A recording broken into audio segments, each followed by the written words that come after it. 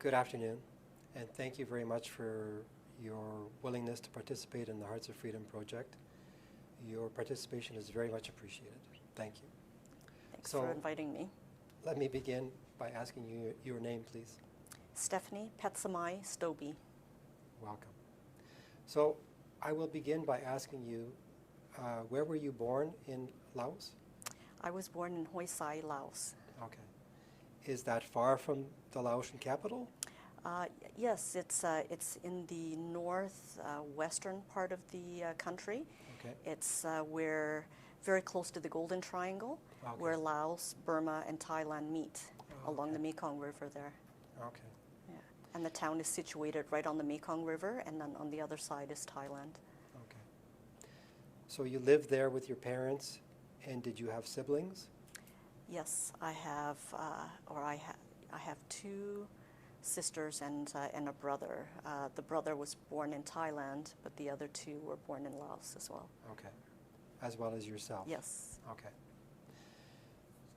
Can you share, I'm assuming you were almost a child in Laos. Mm-hmm. Can you share any memories that you have of what your life was like as a child in Laos, Yeah. please?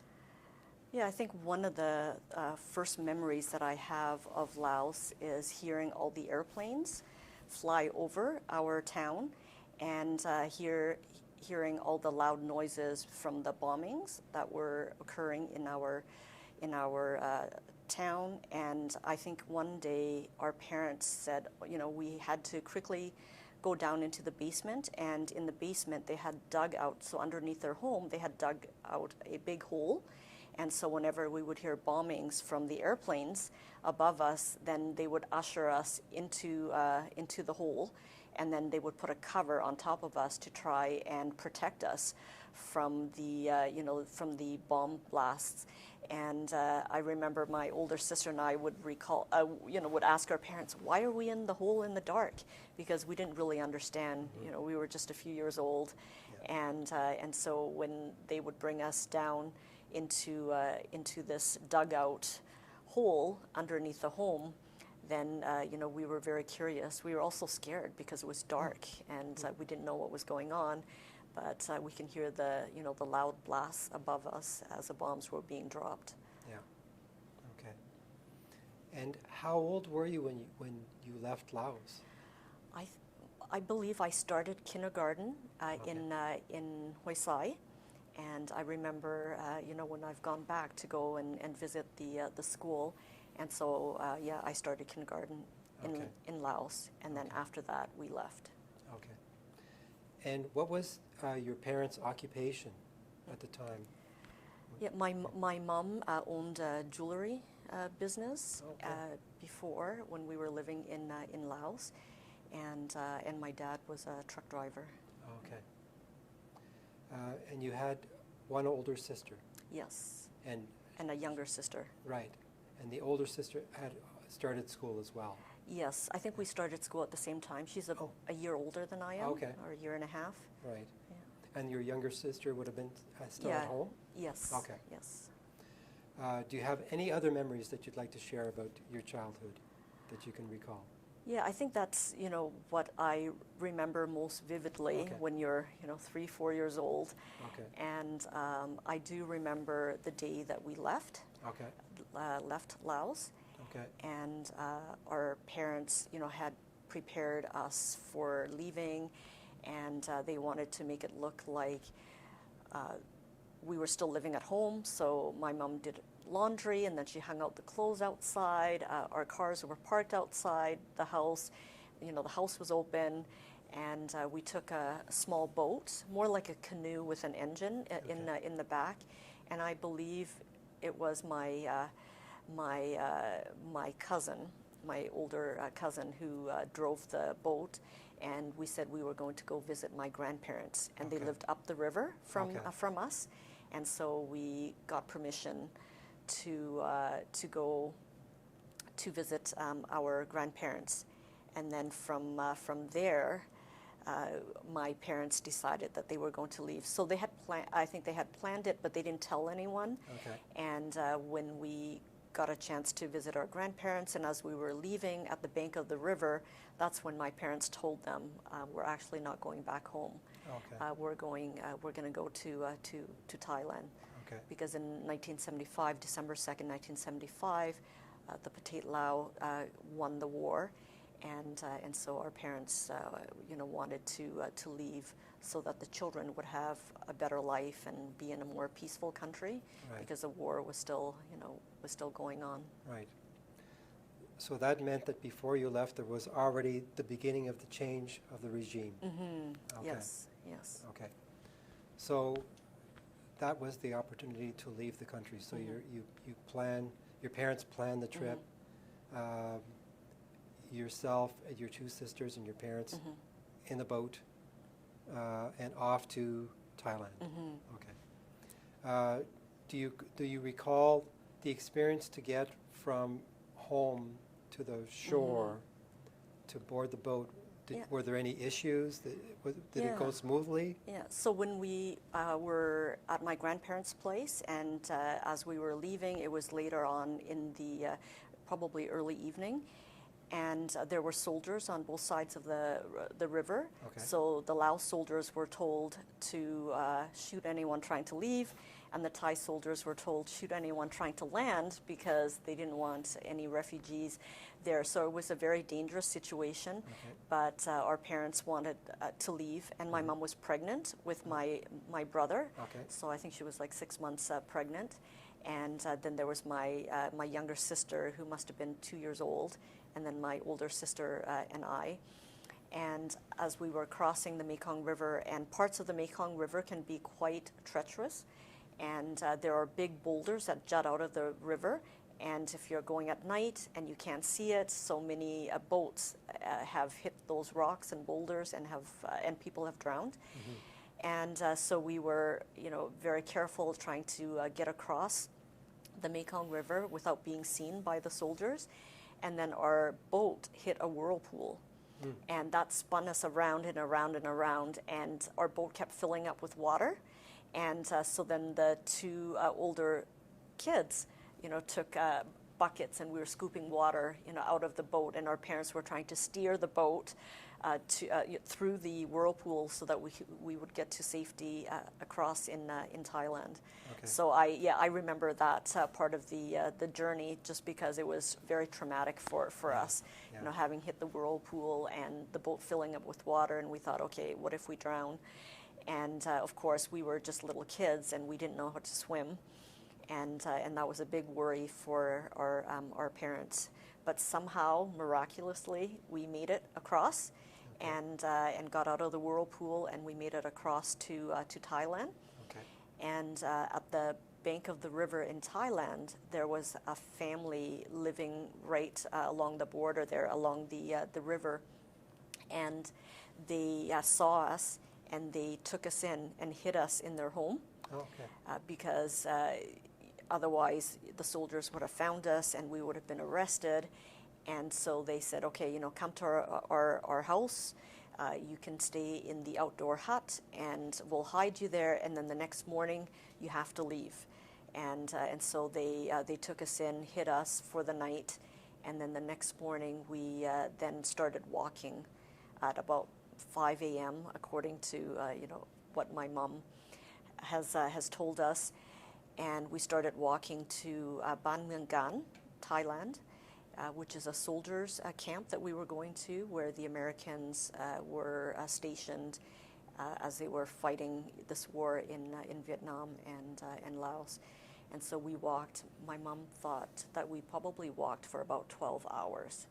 Okay. And so we got there early in the evening, and we just had our clothes on our backs, and not much property or belonging that we can carry with us. So just whatever we had on our backs. Okay. Yeah. In that period when you were sheltered by the Thai family, in terms of communication, was it easy to communicate with each other?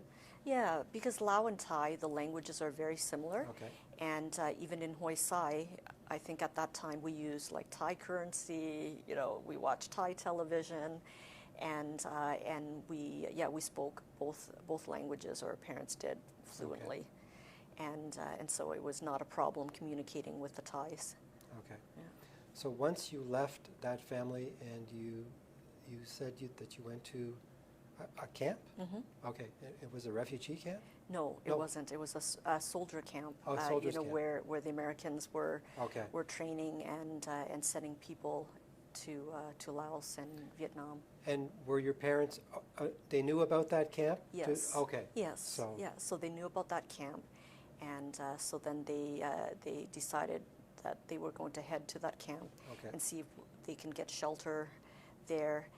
And so we got there and talked to the people who were running the camp, and they said that we could stay there. And my mom was very smart, in terms of preparing for leaving.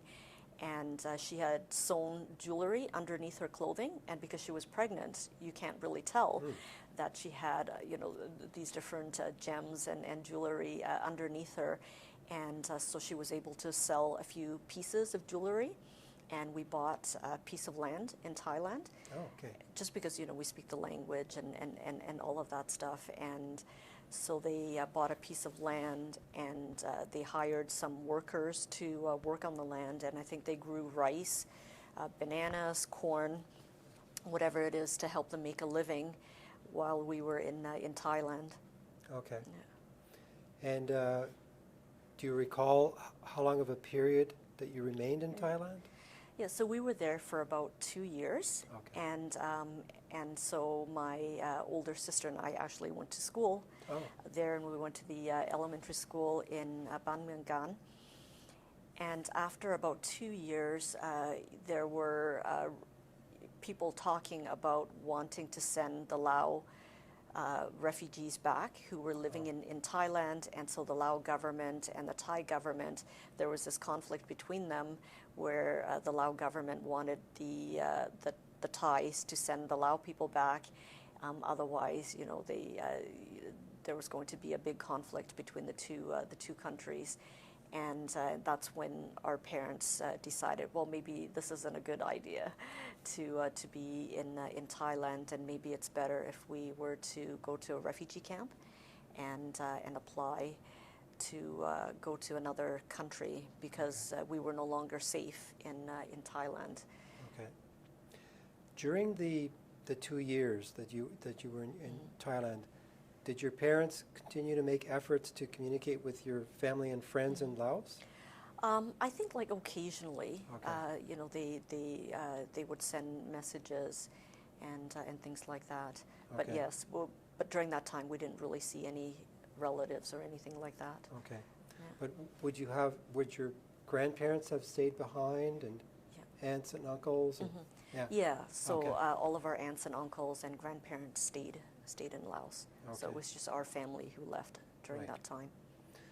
Okay, so after the 2 years, what happened then? What did your parents decide to do? After that, then we applied to get into the refugee camp, and we ended up at Camp Bantong in Thailand, in northwestern part of Thailand, close to Chiang Rai.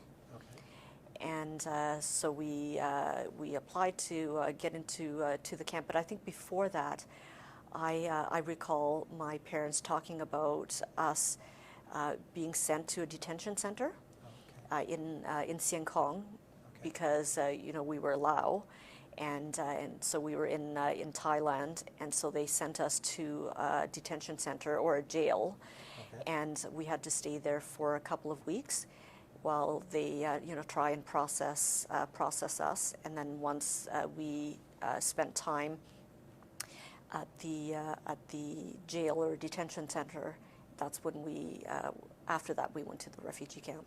Okay. Yeah. So you just talked about being processed. So that means that they prepared identification papers for the family? Yeah, I think we were sent to a detention center or jail because we had entered Thailand illegally. Right. So we had to, go and spend some time there, and then from there we were able to go to the refugee camp afterwards. Right. Yeah. Okay. I know you were a child, but do you recall your first impressions of what the refugee camp was when you arrived there? Yeah, you know, I have bits and pieces of memory or like old pictures that I may have seen, and I think we lived in a hut, Okay. and the hut had no walls, so basically just a thatch roof, and so our parents had to build the hut for our family, just because in that refugee camp there were no buildings or tents or anything like that for the refugees, and so everyone had to build their own homes or huts, and I remember living in that hut. So basically just a roof over our head with thatch roof, and no walls. Okay. Yeah. And I'm assuming that the refugee camp was an area that was surrounded by barbed wire. Were there opportunities for your family to leave the camp and come back while you were there? Yeah, there was definitely security around the whole camp, and it was fenced off with barbed wire fences that you just mentioned. And I believe they were allowed to leave. It could be once a week or once a month, where they can go into the city and can buy supplies and things like that, and then come back. So they weren't allowed to leave the camp. Right. Yeah. And in terms of the availability of food, were you fed while you were in the refugee camp? Do you recall how that happened, how that worked? Well, I think, now I'm hearing, things that I remember my mother telling us children about our life in the refugee camp, and they would tell us that there was not enough food to eat. Food was rationed. I think they got some rice and some dried fish, and that was about it. Like no fruit or vegetables, just rice and dried fish, salted fish. And so they had to supplement our food, and I think the kids were hungry, and so my mom would go and try and make cookies or candies or sell different kinds of cooked rice in order to make extra money to feed the family. Right. Yeah. Do you recall how long your family was in the refugee camp? We were fortunate. We only were in the refugee camp for 6 months. Oh, okay. And so when they got to the refugee camp, then my mom applied to different countries to see if we can get resettled. So she applied to Canada, to the United States, France, and Australia.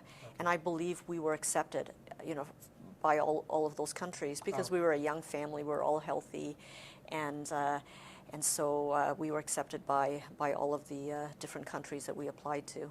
Okay. Yeah. And at the time when you were in the refugee camp, what languages could your parents speak? Well, they spoke Lao and Thai, and they didn't really speak any English. Or French. Yeah, I think when they were in Laos and going to school, because I was part of French Indochina, they did learn French, but you wouldn't be speaking French in Thailand. So they just spoke Lao and Thai. And then they had a Thai-English dictionary. So if they went to the interview for coming to Canada or the United States, then they would bring their Thai English dictionary and try to communicate that way. Okay. Do you recall what your parents and you and your sisters did to pass the time when you were in the refugee camp? I think the older siblings, so my older sister and I actually went to school. They had a school there, and so there was a Thai teacher that came to the camp, and we would go to school while we were there. Okay. Yeah. All right. And so we were learning Thai when we were there. And do you recall any of the other conditions in the refugee camps? Because my understanding is if there were several people living in the camps, it would be difficult to maintain the sanitary conditions, for example, in the camp. There might have been difficulties in being able to house everybody. Did you have any impressions of how that went? Yeah, I think our camp was a smaller camp than some of the other camps in Thailand, so there was a smaller population there, but there was no running water, and I remember hearing that we would have to go to a stream nearby with buckets and we would go and we would have our showers there, and we would bathe there, and then we would get the water from there and carry it back to the refugee camp for cooking and for drinking, and so we would boil everything. Okay. And that's how we were able to have some drinking water, was by going to a creek nearby and getting water from there, because there was no running water in the refugee camp. Right. Yeah. So you stated that your parents had applied to several countries to decide that they wanted to leave the refugee camp. Do you recall what would have gone on in the conversations between your parents, and were they reflecting on what their choice would be? Were they in their minds, were they thinking, oh, maybe we should go there? No, maybe we should go there. Like, how did that go about in terms of their decision? Yeah, I don't think, they thought much about each of the different countries. They just wanted to leave the refugee camp. Okay. As I said earlier, there was not enough food to eat, and the situation wasn't ideal. There was no running water, and so they wanted to leave as soon as possible, Right. and to move the families out of the camp. And so whichever country would come and get us first, then we were going to leave. We didn't want to wait around. Okay. Yeah. So then obviously the decision was to go to Canada. Yeah. Okay. Yeah, and the decision was kind of made for us, because the Canadian plane, the chartered plane, I believe it was Air Canada, came, and so it was the first plane that came to the refugee camp to pick us up, and so we said, okay, we're going to leave, and so that's why we decided to come to Canada, because it was the first plane that was coming to get us. Okay. And we decided to take that opportunity. So was the airport close by the refugee camp? No. So we actually had to be driven by bus to Bangkok. Okay. And there we stayed at the NASA Vegas Hotel, where they were processing everyone, and I think there were further medical examinations or something like that there. And then we were there for 2 weeks waiting for the plane to come and get us. Okay. Yeah. And how did your parents learn that the plane was available and that they would decide to leave, to take that plane? Yeah, there were immigration officers coming to the refugee camp, and they said, okay, we have a spot for you and your family, and you need to get on this bus and go to Bangkok. Okay. And by the time the family left, your brother was born, as I understand. Yes, so my brother was actually born in Muang Gan, Ban Muang Gan, in the soldiers' camp that we had talked about earlier. Okay. Yeah. All right. So he must have been like one year old. Right. Yeah. Okay. Okay, so you go to Bangkok. Do you recall how long you stayed in Bangkok? 2 weeks. 2 weeks? Yeah. Okay. And during that 2-week period, do you recall what went on? Did you have to complete any other forms or undergo any tests or? Yeah, I think just a further medical tests. Okay. And I can't remember whether it was at the detention center or at that the place where we stayed in Bangkok. I think there wasn't a lot of space and room, and so they put us lined up to sleep on cement floors. Okay. And that's when I think I developed some lung issues because of sleeping on the cement floor. Okay. And so I was quite sick for a little while. I think that was at the detention center in Sian Kong before we went to the refugee camp. And so my mom said, okay, we need to get her to see a doctor and to the hospital. Okay. Yeah. And to see a doctor and go to the hospital, did that happen while you were there in Bangkok? No, it was in the camp. In the camp. In the detention center, and then they sent us to the camp, and that's when we were checked out, or I was checked out. Okay, so you had an opportunity to see a doctor. Yeah. Okay. I did want to ask you, while you were in the refugee camp, did the family always feel safe, or did they ever feel afraid, or? Yeah, I don't think they ever felt safe there. You know, Okay. you're living in close quarters, you Yeah. have no walls, and then you have 4 little kids, Yeah. and so there was always a concern about you know, what will happen to the kids, and what will happen to us at the you know, in the refugee camp. Yeah. Yeah, so there was definitely safety concerns Okay. that our parents had for the whole family, and particularly the children. Okay. Yeah. While you were in the refugee camp, would you and your sisters have befriended any other children in the camp, or did your family communicate with other families? And Yeah, I think we were living close to another family friend. She was more like a sister to my mother, okay. because their parents had been good friends, and so they were there at the same time, and we connected with them and kind of looked out for one another, Okay. while we were there in the refugee camp. Okay. So the family gets to Bangkok, and within a few days you're leaving to come to Canada. So obviously you would have embarked on the plane with several other refugees, and you flew to what destination in Canada? Yes, so I think when we boarded the plane, my mom mentioned that there must have been 300 people that were picked up, Okay. and we flew on that plane. And as we were about to get on the plane, some Americans were walking by, and they said, "We were looking for you in the refugee camp, and we couldn't find you. You know, why are you going to Canada?" And my mom said, "Well, you know, it's the first plane, you know, that came, and we want to leave the refugee camp, and so we're going to Canada." And they're like, "Don't you know it's really cold over there?"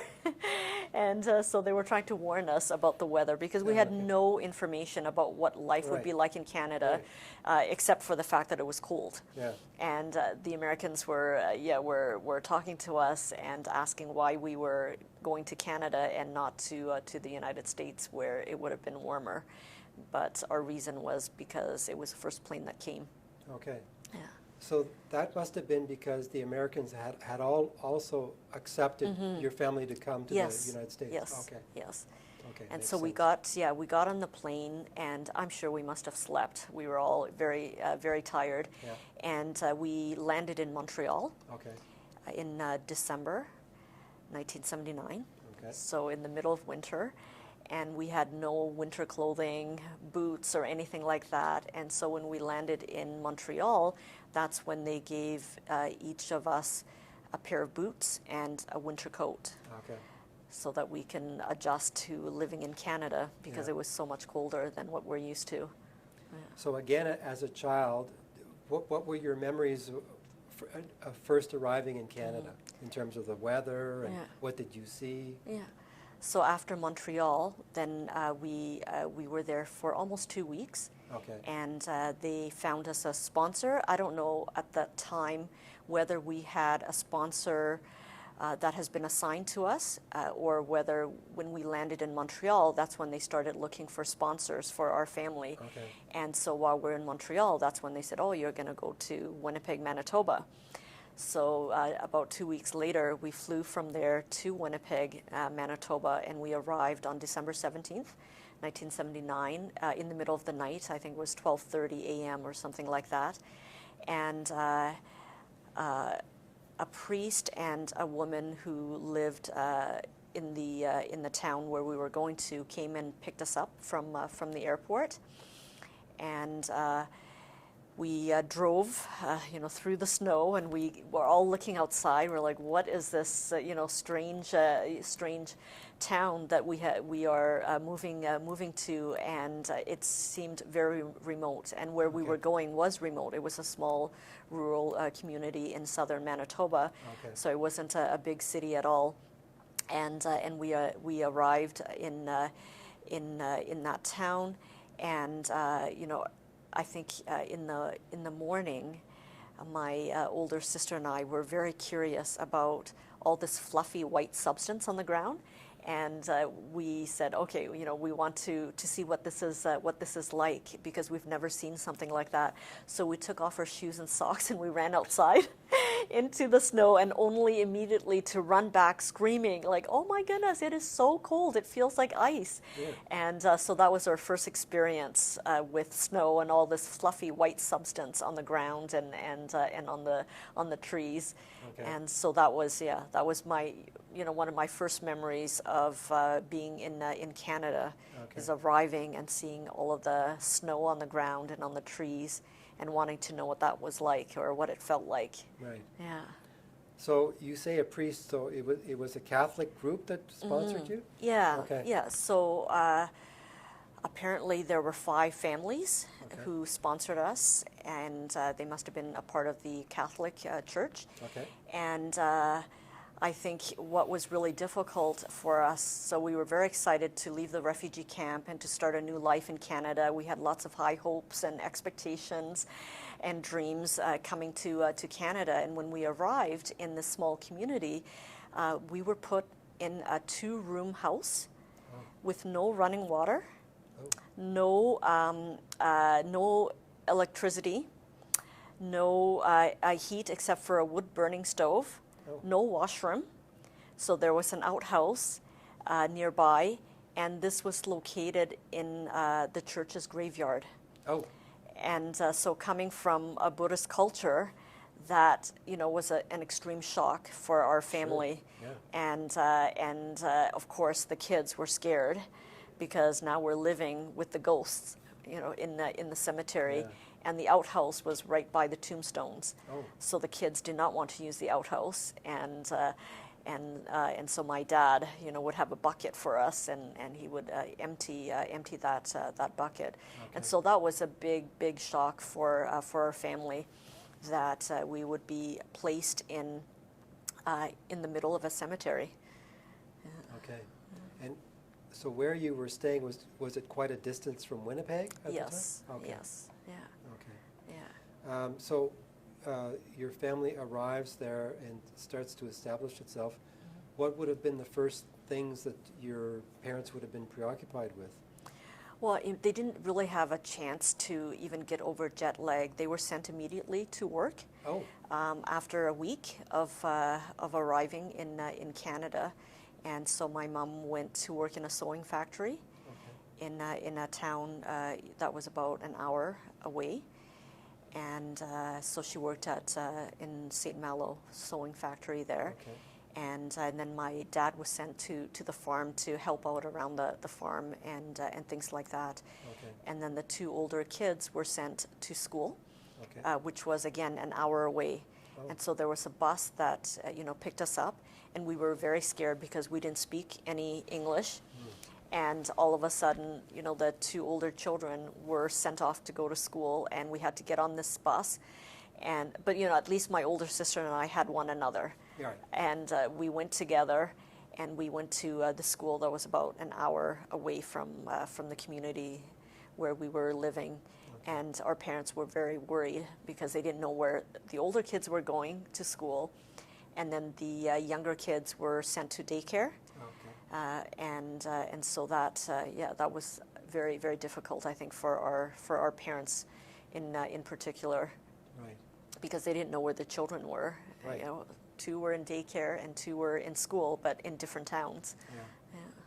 So in the first weeks or months, then let me ask you, how did your family communicate with your sponsors?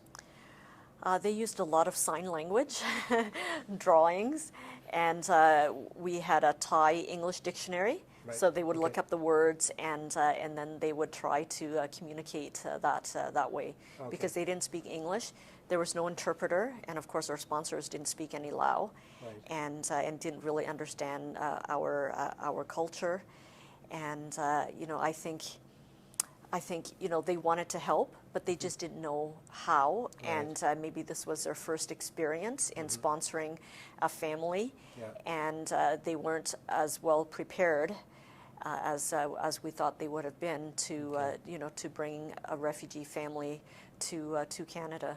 Okay. Yeah.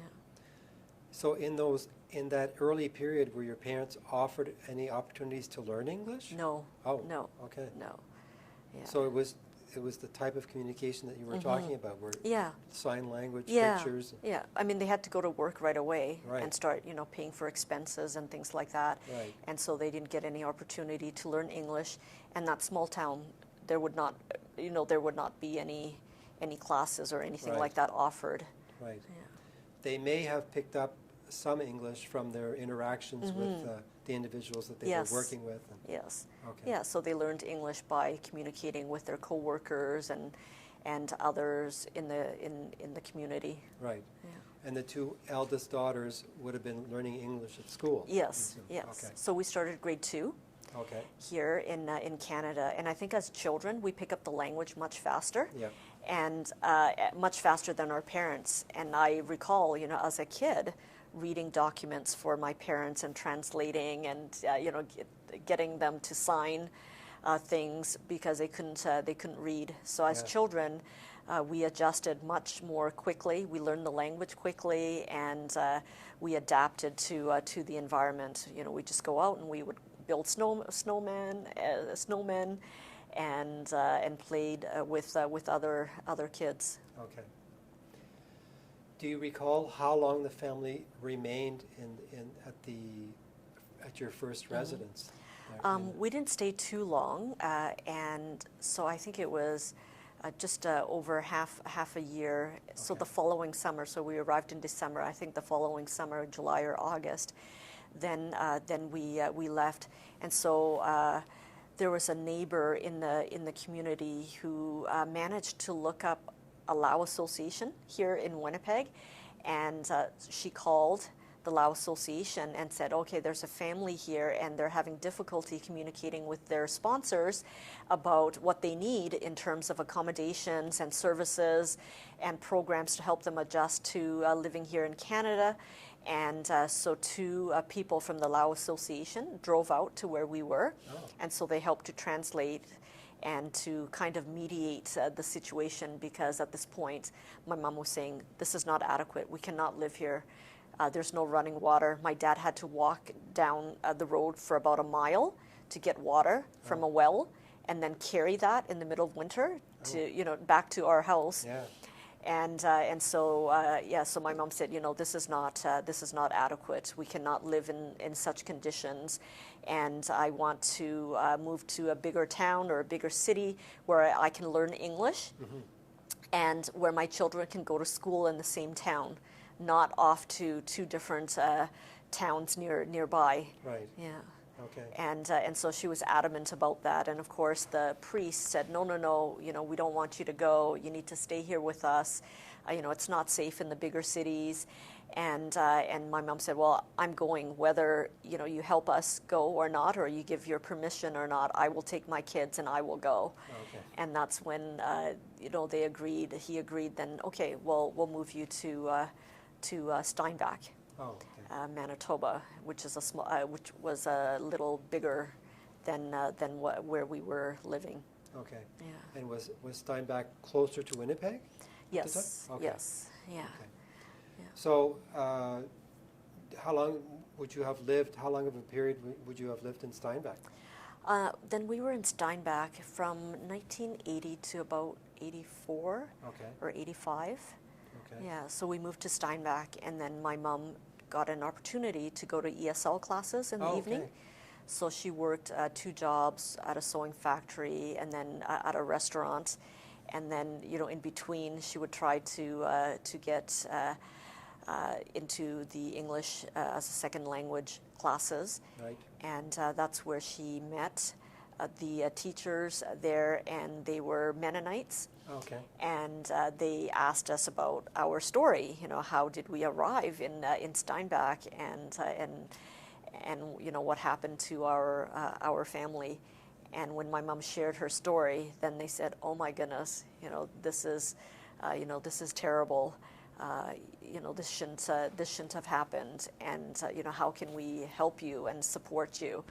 And so then they were amazing in terms of taking our family and embracing our family and providing that emotional support that we so needed when you come to a new country and we're trying to adjust and integrate into these communities. Okay. And in Steinbach, what did your father do? Did he change? He worked in a bakery. Okay. Yeah, so he was a baker. Okay. Yeah. Okay. So you remained in Steinbach for, I'm sorry, how long did you stay? For a few years. For a Yeah, few years. yeah, Okay. 4 or 5 years. Yeah. And during that period, you said you were getting the support of the Mennonites. Yes. Okay. Yeah. So some of the Mennonites befriended our family, and we got to know them, and then they provided us with, with the support that we thought we would have gotten from our sponsors. Okay. Yeah. And the Mennonites that you interacted with, were they from Steinbach? Yes. Okay. Yes. Okay. So then, by then, when you were do you recall how old you were by the time you were in Steinbach? Yeah, I would have been 7 or 8. Okay. Yeah. Okay. So you're in Steinbach for that period of time, and then what happens after that? Does the family move again? Yeah, my mom did not like the cold weather. Okay. So she wanted to move to the warmest place in Canada. And I think there was one summer where we had visited Vancouver. Oh, okay. And she just fell in love with the city, with the ocean and the mountains and the warmer climate, that she said, we're moving.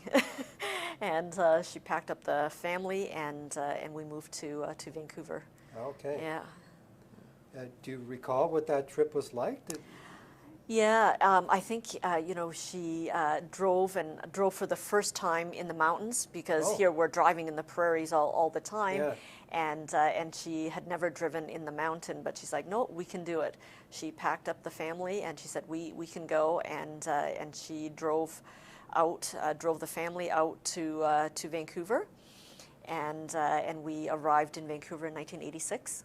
Okay. It was the year of Expo. I remember that, Right, because okay. we were able to go and do some of the visits there at Okay. all the different pavilions. Okay. Yeah. Okay, so a decision is made for the family to move to Vancouver. Mm-hmm. It would have taken some time to drive from Winnipeg all the way to Vancouver. Mm-hmm. So once the family arrives there, what steps did you go to settle there? Yeah. Do you recall? So I think, before we moved, my mom had found us housing there. Oh. And so we had a place to go to, and the older kids were starting high school then, and so we went to a high school nearby, and the other 2 kids were in elementary school. Okay. And so one of the things that my mom really encouraged us to do was to get an education. She always wanted to go to university when she was younger, but she wasn't given the opportunity to do that. And she wanted her kids to get an education, so she encouraged all of us, you cannot drop out of school, you cannot quit, you have to continue. And we all, completed our high school. And then we all went to college or university, and so I'm the first person in my family to complete a PhD degree, and to get an education to that level. Right. Yeah. So in 1986, when the family arrives in Vancouver, then your parents would have had to find other employment. Yes. Again. Yes. So what did your father and mother do? Yeah, so my mom, did some interpretation work for immigration in Vancouver, Surrey, and they needed a Lao Thai speaker to do some translation. So she did some of that work, and then when the children finished high school, she said, now it's my turn to get an education. So then she went to various colleges and university, and she ended up with a business degree. Oh, okay. So. And your dad? Yeah, and my dad, continued to work in bakeries and things like that. Yes. Okay, good. Okay, so how long did your siblings live? Did the siblings continue to live in Vancouver for a long period of time? Yes. Okay. Yeah. So all of my siblings continue to live in Vancouver. Oh, so all the family is Yeah. still there? Yes. Except you? Except me. Okay. Yes.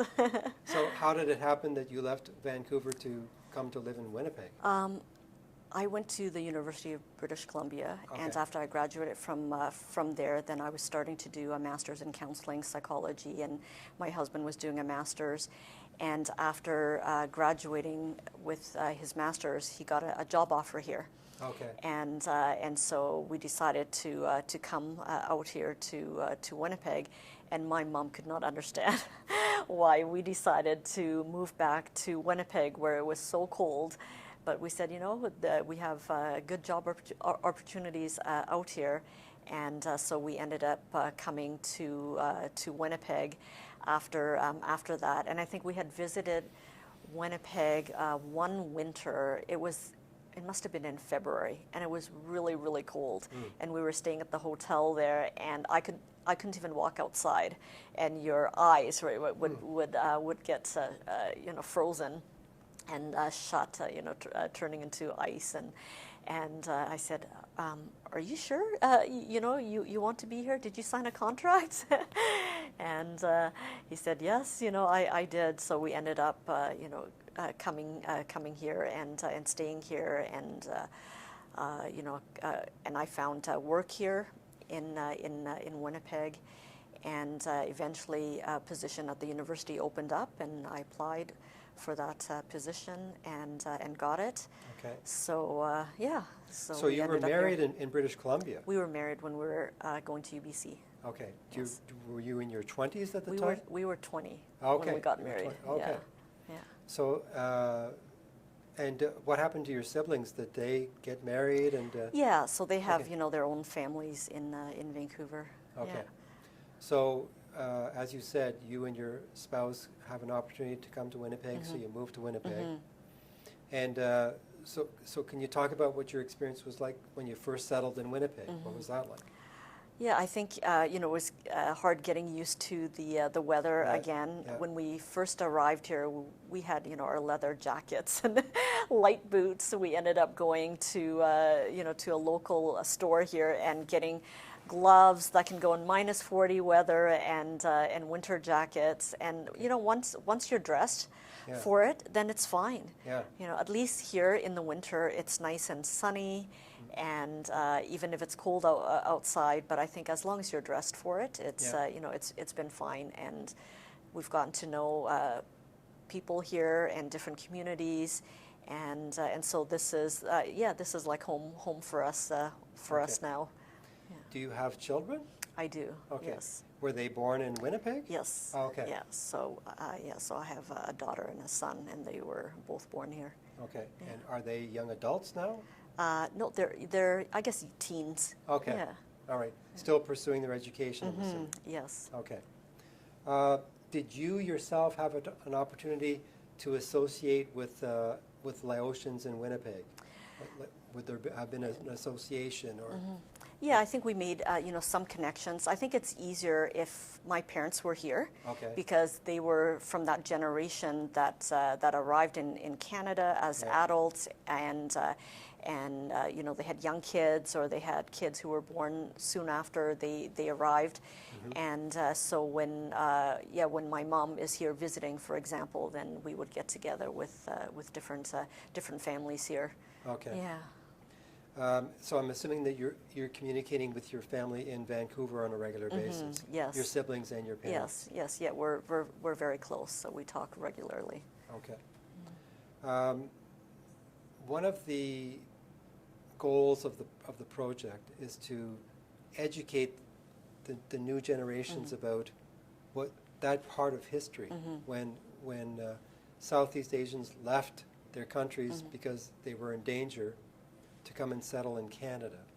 If you were, I'm going to say if you were invited, but as a professor you have opportunities to teach your students, etc. But if you had, if let's say you were invited to go to a high school or to an organization to talk about your experience having left Laos to come and settle in Canada, what would you talk about? Do you think?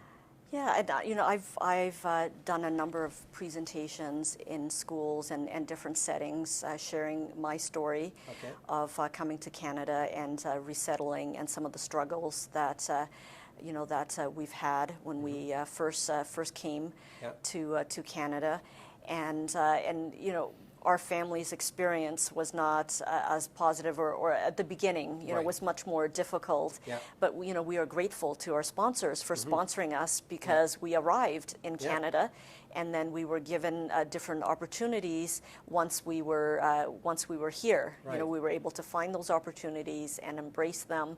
Yeah. And I think we have all done quite well here in Canada, and so to not give up hope.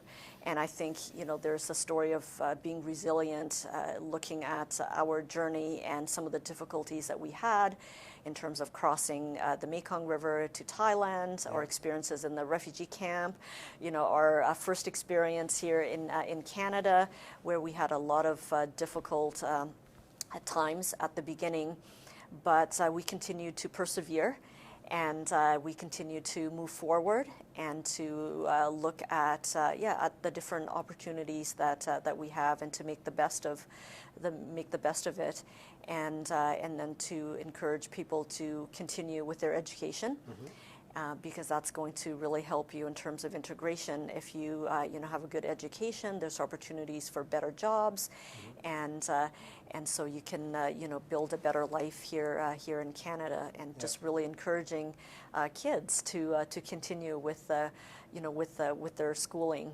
Right. And then also to share the history of what happened during that time, because many times when you hear about the Vietnam War and the spillover of the Vietnam War into different countries in Southeast Asia, people only talk about the Vietnam War, but there was a secret Lao War during that time, and it is considered one of the most heavily bombed countries in the world per capita.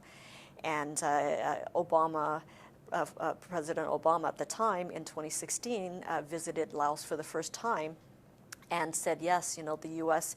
dropped 270 million cluster bombs, and that 80 million of these cluster bombs didn't explode, which means they're buried in the ground or they're on the surface. And so sometimes you hear stories about children picking up these bright objects, and they think it's a toy, and instead it blows up in their faces. And so he talked about pledging, $90 million or something like that for the cleanup.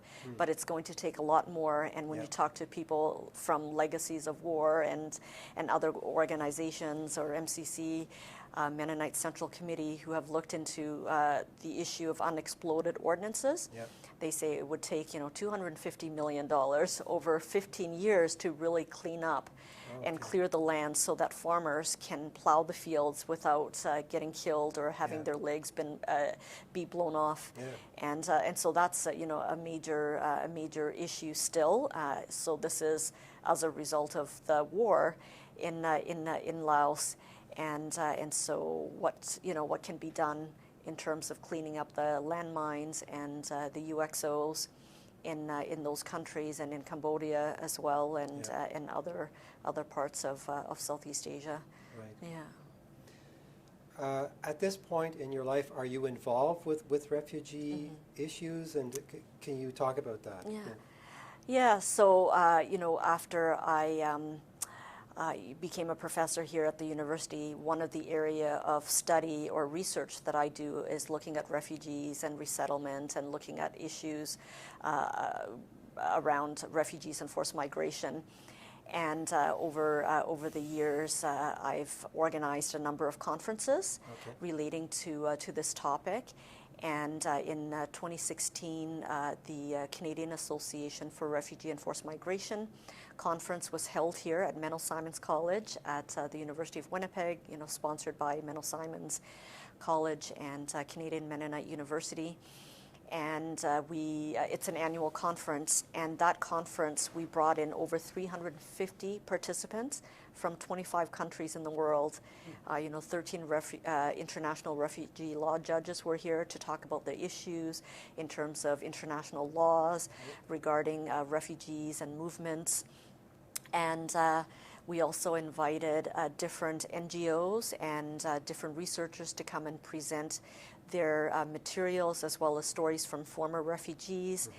And we had something that was different. So rather than just having talks and research papers and those kinds of things, we had 4 exhibits. So we had the Bitter Orange exhibit, which looked at the migrant workers from Africa who are working in Italy in the orchards.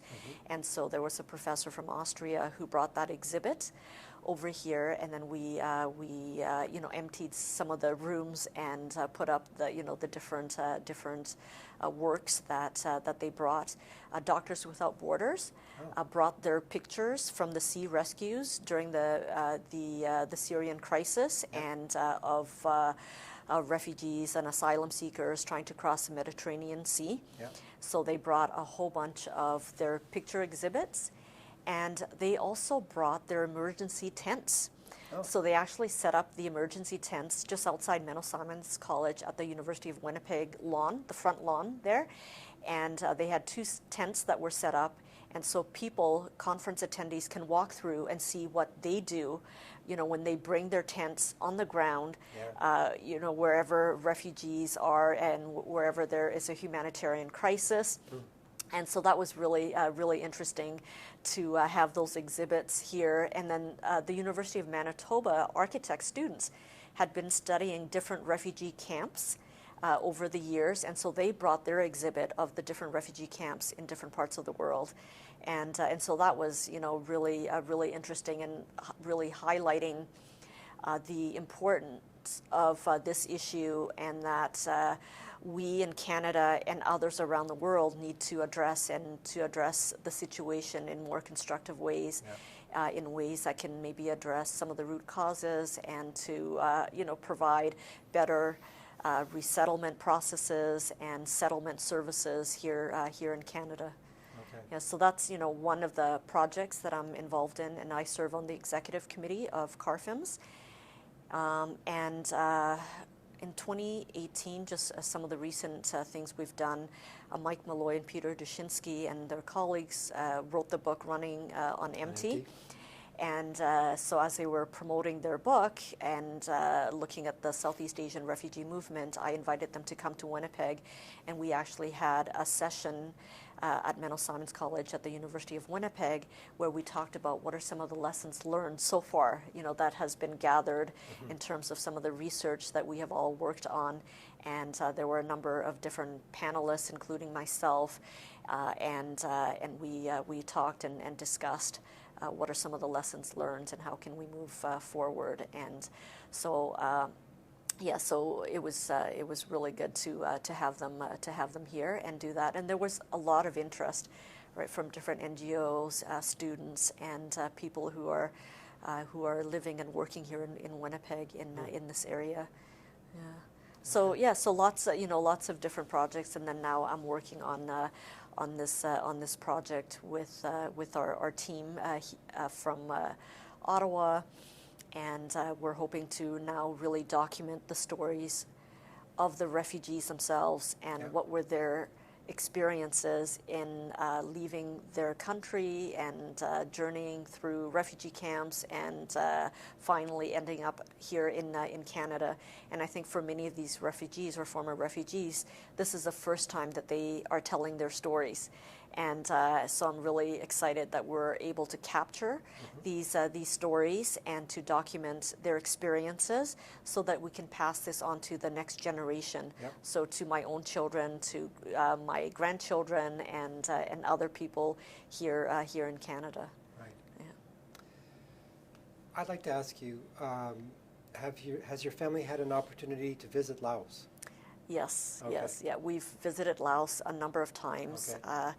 And so I've gone with my immediate family before I had kids, and since I've had my children, I've brought my children over there. So the first time they were there, they were 3 or 4 years old, and they love it. We love Laos. It's a beautiful country, and the people are very friendly, very welcoming, and I want my children to learn where I come from, where my parents come from, their grandparents come from, their aunts and uncles, and to learn about the culture and what are some things that we can learn from that culture. And so one of the research projects that I've worked on is to look at traditional dispute resolution processes, looking at different mediation processes in Southeast Asia, including Laos. You know, when there are disagreements and conflicts, how do they go about addressing their conflicts and resolving them, and what can we learn from their processes?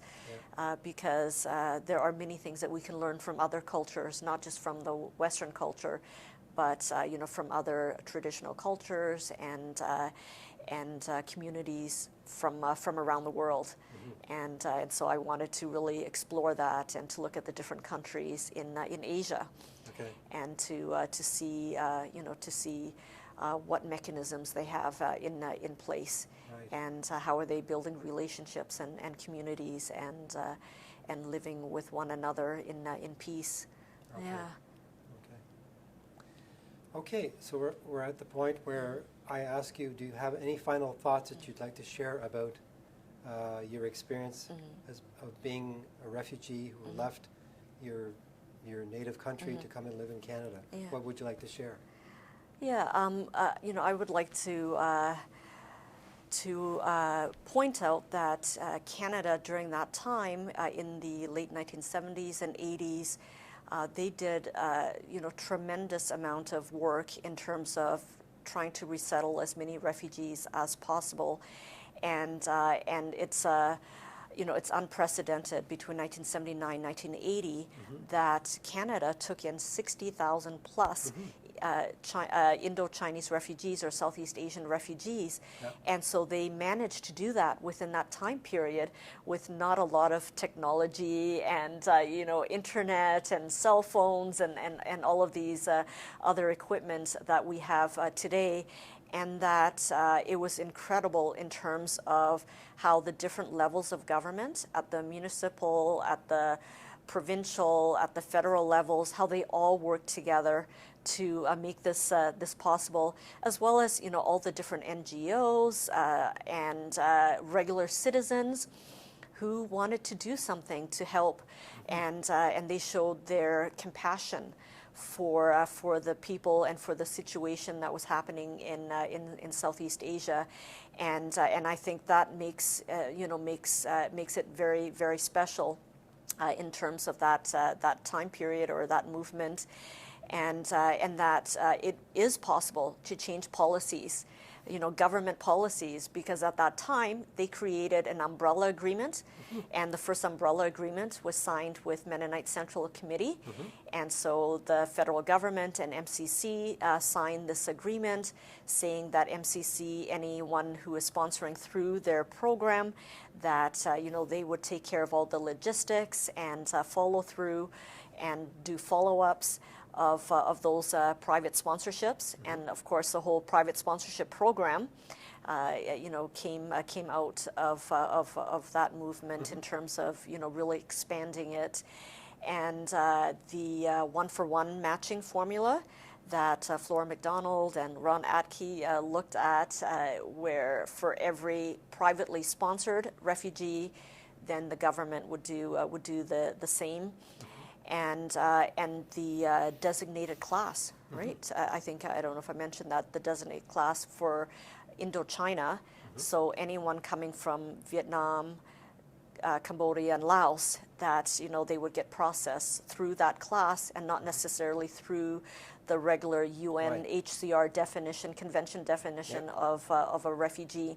So they were able, right, to change these policies and to create these processes and structures to bring in refugees from Southeast Asia, and so you know, can we learn from that? And are there things that we should continue, things that we have done in that movement, and are there things that we can do better now that you know, we have more information about different cultures, about different communities, different countries?